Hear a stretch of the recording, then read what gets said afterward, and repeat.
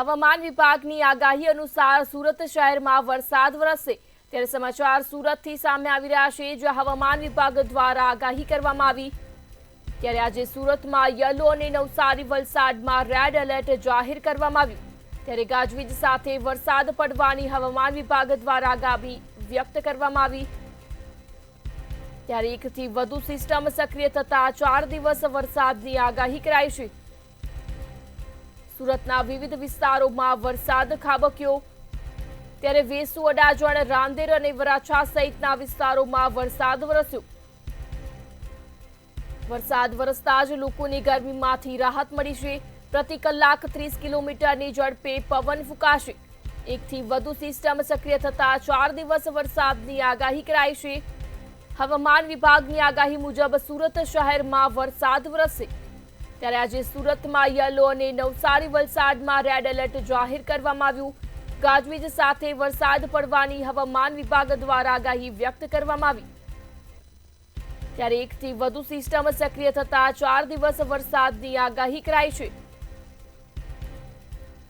સુરતના વિવિધ વિસ્તારોમાં પણ આજે વરસાદ ખાબક્યો ત્યારે વેસુ, અડાજણ, રાંદેર, વરાછા સહિતના વિસ્તારોમાં વરસાદ વરસ્યો।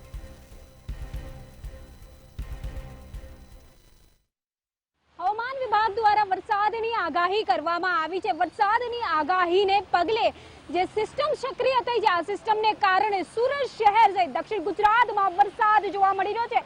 હાલ સુરતના વેસુ વિસ્તાર ખાતે વેસુ વિસ્તાર ખાતે પણ વરસાદ વરસતો દેખાઈ રહ્યો છે। વ્યવહારિક છે કે દક્ષિણ ગુજરાતમાં એકથી વધુ સિસ્ટમ સક્રિય થતા 4 દિવસ અતિભારે વરસાદની આગાહી કરવામાં આવી છે।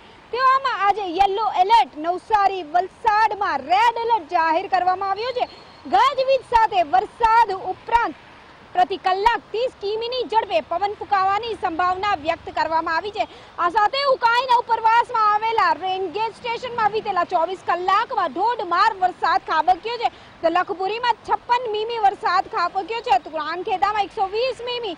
આમ કહી શકાય છે કે આજે 18મી એટલે કે સોમવારે આજે સુરતમાં યલો એલર્ટ જાહેર કરવામાં આવ્યો છે, જ્યારે આવતીકાલે 19 અને 20મી ઓગસ્ટના રોજ ઓરેન્જ એલર્ટ જારી કરાયો છે। જ્યારે નવસારી અને વલસાડમાં 18મીએ ઓરેન્જ અને 19મીએ અને 20 ઓગસ્ટના રોજ યલો એલર્ટ કહી શકાય છે। દક્ષિણ ગુજરાતમાં ગાજવીજ સાથે પ્રતિ કલાકે 30 કિલોમીટરની ઝડપે પવન ફૂંકાવાની સંભાવના છે। વરસાદને કારણે અંધારભર્યું વાતાવરણ જોવા મળી રહ્યું છે।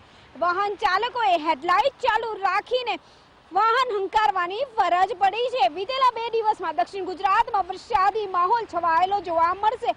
કહી શકાય છે કે સુરત, વલસાડ, નવસારી કેટલાક તાલુકાઓમાં 1-1 ઇંચ વરસાદ નોંધાયો છે, ત્યારે એકાએક વાતાવરણમાં જે પલટો આવ્યો છે એને લઈને બફારાની સ્થિતિ ઓછી થઈ છે અને ચોક્કસથી ઠંડકનો માહોલ સમગ્ર સુરત સહિત દક્ષિણ ગુજરાતમાં પસરી ગયો છે। હાલ સુરતના વિવિધ વિસ્તારોની અંદર વરસાદી માહોલ જામ્યો જોવા મળી રહ્યો છે। કેમેરામેન શોએબ શેખની સાથે રાબિયા સાલેહ, મંતવ્ય ન્યૂઝ, સુરત।